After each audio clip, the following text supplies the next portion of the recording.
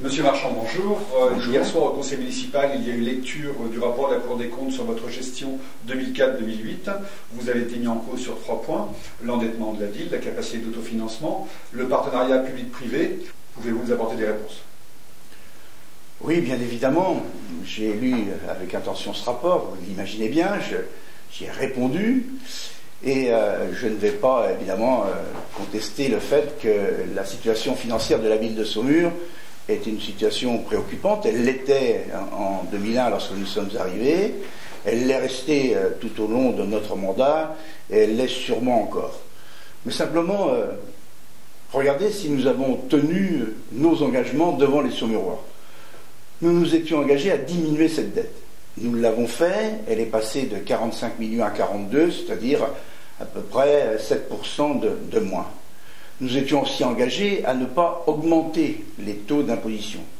Nous l'avons fait également, prenant en compte les situations difficiles des familles saumuroises et un potentiel fiscal de 20% inférieur à la moyenne de la strate. Nous nous étions aussi engagés à investir à hauteur de 6,5 millions d'euros par an. Nous avons fait en moyenne 7,5. Ces 3 engagements ont été tenus.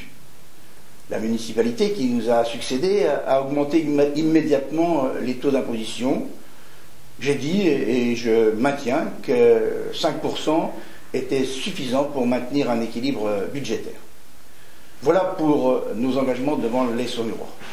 Alors quant à ce rapport de la Chambre régionale des comptes et les 3 points que vous mettez en avant, le partenariat public-privé, il y a un traitement différencié suivant les points de l'Hexagone. Ici, à Saumur, on intègre à notre dette les 7 et quelques millions d'euros que le partenaire privé a empruntés. Et à Longjumeau, ville de Madame Kosciusko-Morizet, le magistrat rapporteur dit qu'il ne faut surtout pas faire ça. Dont acte. Quant au projet de rénovation urbaine, projet qui a été un des éléments forts de notre mandat, la mise en place de ce dossier, on nous fait tous les reproches possibles et imaginables. Certes, nous aurions sans doute souhaité aller plus vite, mais nous avons été obligés de batailler un petit peu avec l'Agence nationale de rénovation urbaine quant à ses modalités de financement, à subir le conflit entre cette agence et la région des Pays de Loire, et puis à modifier notre dossier parce que l'État a mis en place un plan de prévention des risques inondations sur le Tuy. Tout ça a pris du retard. Nous étions prêts en novembre 2007 et il a fallu encore 9 mois, pour que le dossier soit présenté et accepté après des modifications de la nouvelle majorité. Ce projet de rénovation urbaine est un projet majeur pour la ville de Saumur. Au-delà de ces tergiversations, c'est l'intérêt de la ville qu'il faut voir, sa rénovation, à la fois pour les quartiers sensibles, mais à la fois pour l'ensemble du territoire urbain. Et puis, j'en arrive bien évidemment à ce qui fait polémique, ce sont les emprunts. Certes, il y a effectivement 2 emprunts, ou plutôt 2 renégociations d'emprunts qui ont eu lieu en 2007 et qui sont qualifiés aujourd'hui de toxiques. Je dis bien aujourd'hui. À l'époque, personne ne pouvait le savoir. Ces emprunts nécessitent évidemment une attention de tous les jours, mais jusqu'à fin 2011, il faut savoir que la ville est bénéficiaire, parce que les taux contractés à l'époque étaient évidemment bien plus intéressants que les taux fixes. Aujourd'hui, que faut-il faire? Parce que nous ne sommes pas les seuls dans cette situation-là. Je peux citer quelques noms de gens concernés.